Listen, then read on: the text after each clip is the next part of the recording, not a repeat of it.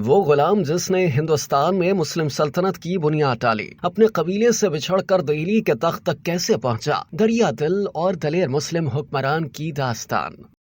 قطب الدین ایبک ایک ایسے مسلم حکمران تھے جو وفاداری، بہادری اور فرض شناسی کے علاوہ فیاضی اور سخاوت کے لیے بھی مشہور ہوئے۔ وفاداری اس لیے کیونکہ حکمران بننے سے قبل وہ ایک غلام تھے۔ حیرت انگیز طور پر قطب الدین ایبک ہی تھے جنہوں نے ہندوستان میں ایک ایسی سلطنت کی بنیاد ڈالی جس پر مسلم حکمران آنے والے 600 سال تک یعنی سن 1857 کی غدر تک حکومت کرتے رہے۔ غلام سے بادشاہ بننے کی یہ کہانی کافی حیران کن اور دلچسپ ہے۔ قطب الدین ایبک کا پورا نام قطب الدین ایبک شل بتایا جاتا ہے۔ ایک رپورٹ کے مطابق قطب الدین ایبک کا تعلق ترک قبیلے ایبک سے تھا۔ بچپن میں ہی وہ اپنے کنبے سے علیحدہ ہو گئے اور انہیں غلام بازار میں بیچنے کے لیے نیشاپور لایا گیا۔ نیشاپور کے قاضی فخر الدین کے ہاں فروخت کر دیا۔ قاضی فخر الدین عبدالعزیز کوئی اور نہیں بلکہ امام ابو حنیفہ کی آل میں سے تھے اور نیشاپور و مضافات کے حاکم تھے۔ قاضی فخر الدین نے قطب الدین کو اپنی حقیقی اولاد کی طرح پالا پوسا اور تعلیم و تربیت سے آراستہ کیا، لیکن قاضی فخر الدین کی وفات کے بعد انہی کے بیٹوں نے پھر سے قطب الدین کو کسی تاجر کے ہاتھ فروخت کر دیا، جس کے بعد انہیں غزنی کے بازار میں فروخت کے لیے لایا گیا، جہاں انہیں سلطان معز الدین المعروف شہاب الدین غوری نے خرید لیا۔ افغانستان کے شہر اور اپنے دارالحکومت غزنی میں عیش و نشاط کی محفلیں آراستہ کیا کرتے تھے اور مصاحبوں کے ہنر اور ان کی عقل و دانش کی باتیں سنتے تھے۔ اسی قسم کی ایک مجلس میں روایتی محفل سجی ہوئی تھی اور حاضرین اپنی اپنی کارگزاریوں اور حاضر جوابیوں اور ابیات و غزل سے بادشاہ کو محسوس کر رہے تھے اور انعام و اکرام سے نوازے جا رہے تھے۔ اس شب سلطان غوری اپنے درباریوں اور اپنے غلاموں کو تحفے تحائف، زر و جواہرات اور سونے چاندی سے مالا مال کر رہے تھے۔ ان میں سے ایک درباری اور غلام ایسا تھا جس نے دربار سے باہر آنے کے بعد اپنا سارا انعام اپنے سے کم حیثیت ترکوں، پردہ داروں، فراشوں، غلاموں اور دیگر کار پردازوں کو بخش دیا۔ جب اس کا چرچا عام ہوا تو یہ بات ہوتے ہوتے سلطان کے کانوں تک بھی پہنچ گئی اور ان کے دل میں اس دریا دل سخت انسان کے بارے میں جاننے کی خواہش پیدا ہوئی کہ آخر یہ کون فیاض شخص ہے۔ سلطان کو بتایا گیا کہ یہ ان کا غلام قطب الدین ایبک ہے۔ سلطان شہاب الدین غوری کو ایبک کی فراخ دلی نے بہت متاثر کیا اور انہوں نے فوراً ایبک کو اپنے مقررین میں شامل کر لیا اور انہیں تخت گاہ اور ایوان دربار کے اہم کام سونپے جانے لگے، یہاں تک کہ وہ سلطنت کے بڑے سردار اور کار پرداز بن گئے۔ انہوں نے اپنی لیاقت سے اس قدر ترقی کر لی کہ انہیں امیر آخور بنا دیا گیا۔ امیر آخور اس زمانے میں شاہی استبل کے سردار کا عہدہ ہوتا تھا اور اسے بہت اہمیت حاصل تھی۔ ایبک کا عروج تیزی سے ہوا اور انہوں نے اپنی ذہانت اور قابلیت کی بدولت سلطان شہاب الدین غوری کی توجہ جلد ہی اپنی طرف مبذول کر لی۔ ایبک کو پہلے ہی امیر آخور بنایا جا چکا تھا،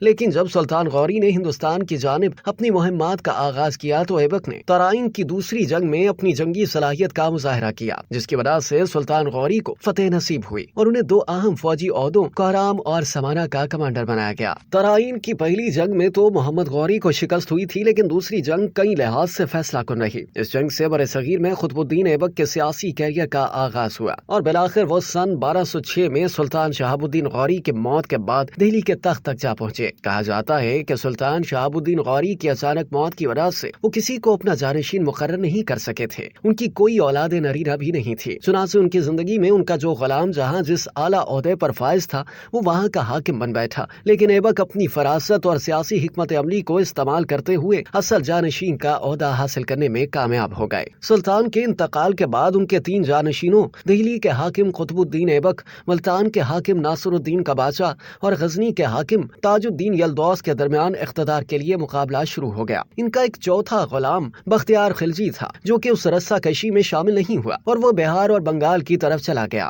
اور خود کو وہاں کا فرما روا کہا۔ بہرحال ایبک کو دوسروں پر غلبہ حاصل ہوا اور 25 جون سن 1206 کو لاہور کے قلعے میں ان کی تاج پوشی ہوئی، لیکن انہوں نے سلطان کا خطاب نہیں اپنایا اور نہ ہی اپنے نام سے کوئی سکہ جاری کیا اور نہ ہی اپنے نام سے کوئی خطبہ پڑھایا۔ بعض مورخین کا خیال ہے کہ یہ اس لیے تھا کہ وہ غلام تھے اور انہیں آزادی نہیں ملی تھی، اس لیے انہیں سلطان کے طور پر قبول کیا جانا مشکل تھا۔ لیکن پھر جب قطب الدین نے سن 1208 میں غزنہ کا سفر کیا، جہاں سے وہ 40 دنوں کے بعد واپس آئے اور اس دوران غزنہ میں محمد غوری کے ایک جانشین نے ان کی آزادی کا اعلان کیا اور پھر انہوں نے سن 1208 سے 9 میں سلطان کا خطاب اپنایا۔ قطب الدین ایبک کو اچھے اوصاف کا مالک کہا جاتا ہے۔ ایک بادشاہ کی حیثیت سے منصف مزاج اور نرم دل تھے اور رعایا کو چاہنے والے عدل پرور تھے اور ان کے ساتھ اچھا سلوک کرتے تھے۔ وہ نہایت سخی فرما روا تھے۔ کہا جاتا ہے کہ دہلی میں کوئی بھی ایسا نہیں تھا جو ان کی فیاضی سے محروم رہا ہو۔ جنگ اور مہمات میں زندگی گزارنے کے باوجود انہوں نے تاریخ اور آنے والی نسلوں میں جو تاثر چھوڑا وہ ان کا انصاف اور ان کی سخاوت تھا۔